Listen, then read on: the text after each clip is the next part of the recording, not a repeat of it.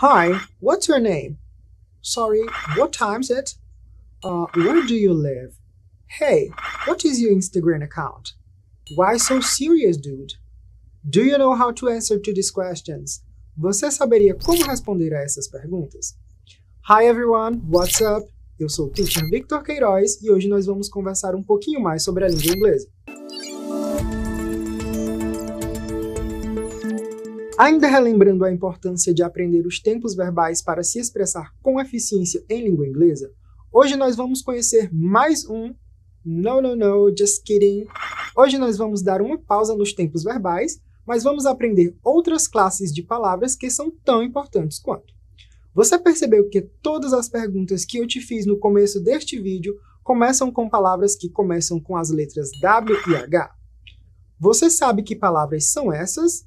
Bom, se você não sabe ainda, já vai descobrir. Os Double-H Question Words, assim chamados por começarem com as letras W e H, ou Interrogative Pronouns, como também são chamados, e que em português significam pronomes interrogativos, são nada mais nada menos do que palavras usadas no começo das frases para fazer perguntas. Eles são what, which, when, where,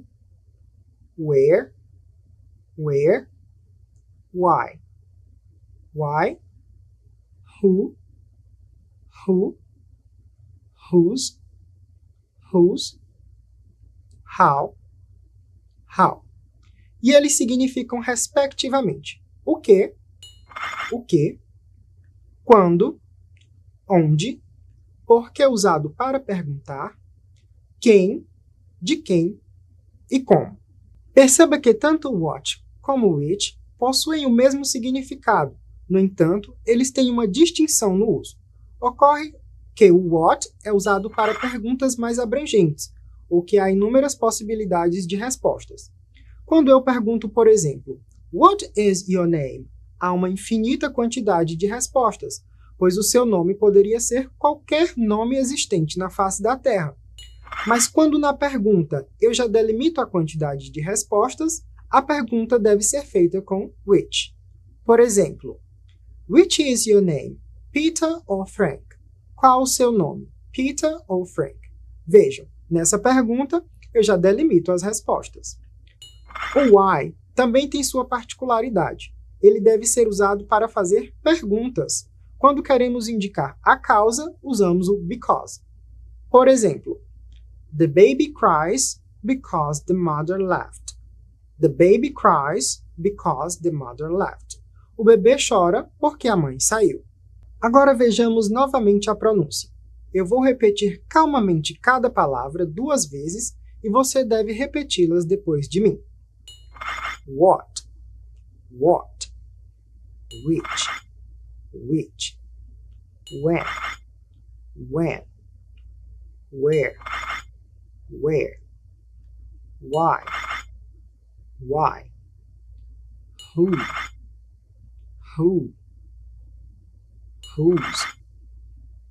whose, how. Agora que você já conhece a estrutura das frases interrogativas em 3 tempos verbais e já sabe que os pronomes interrogativos também entram nessa estrutura, você já pode construir frases interrogativas um pouco mais complexas usando esses pronomes. Embora a estrutura SVO seja uma estrutura fixa, há elementos que podem aparecer antes, entre e depois dos elementos dessa estrutura. Os verbos auxiliares que nós vimos nos tempos verbais e agora os pronomes interrogativos são alguns desses elementos. Observe também que na estruturação das frases interrogativas, os pronomes interrogativos ocupam a primeira posição na frase, isto é, antecedendo o sujeito e o verbo auxiliar. Veja nos exemplos.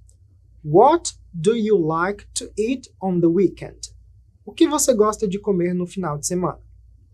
Where did you go last night? Onde você foi na noite passada? How will you do it? Como você fará isso? Now I have a challenge. Isso mesmo, um desafio. Eu proponho que você construa outras 3 frases usando os pronomes interrogativos. Deal? Uma outra estrutura muito importante da língua inglesa e que é essencial para a comunicação é a expressão de posse. E como a língua inglesa é uma língua muito rica, há nela várias maneiras de se indicar a posse. Uma delas é usando os possessive adjectives. Isso mesmo, possessive adjectives, ou em português, adjetivos possessivos. Para melhor aprendê-los, é bom relembrar os personal pronouns, aquelas palavrinhas que podem funcionar como sujeito. É importante relembrá-los porque cada personal pronoun vai ter um possessive adjectives correspondente. Então, relembrando, I, que significa eu, you, que significa você, he, que significa ele, she, que significa ela, it, que é o pronome neutro, we, significa nós, you, que significa vocês, dependendo do contexto, they, que significa eles ou elas. Agora, vamos aos possessivos correspondentes. Para I, eu, teremos my, meu. Para you, você, teremos your, seu, seus, sua ou suas. Para he, teremos his, dele. Para she, teremos her, dela. Para it, teremos its, dele ou dela, dependendo do contexto. Para nós, teremos our, nosso ou nossos. Para you, teremos novamente your, e para they, teremos their, deles ou delas. Agora, vamos repetir somente os possessive adjectives. My, your, his, her, its, all, their. Mais uma vez. My, your, his, her, or, their. Observe as frases a seguir. His cell phone rang. His startup is organized. She found her flash drive. Perceba que os possessivos sempre antecedem um substantivo.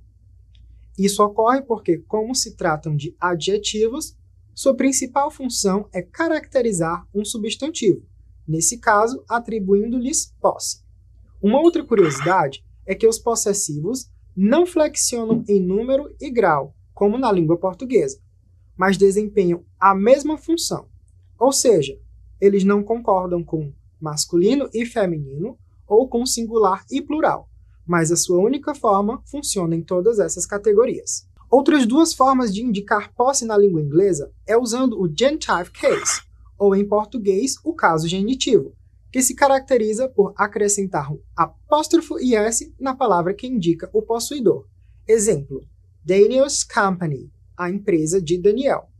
Nora's Products, os produtos de Nora. A outra maneira de indicar posse é usando a preposição of, que pode ser traduzida para o português como de.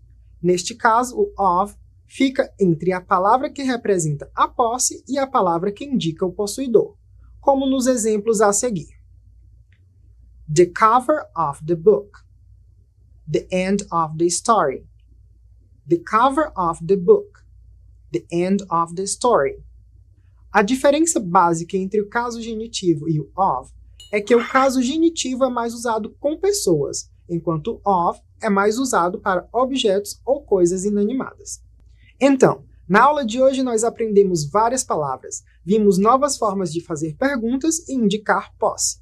Hope you enjoyed it and do not forget that practice makes perfect. Agora, acesse a plataforma, leia o texto de aprofundamento, responda as questões do quiz, responda a pergunta do fórum e deixe um comentário na resposta de 2 amigos. Bye bye, see you!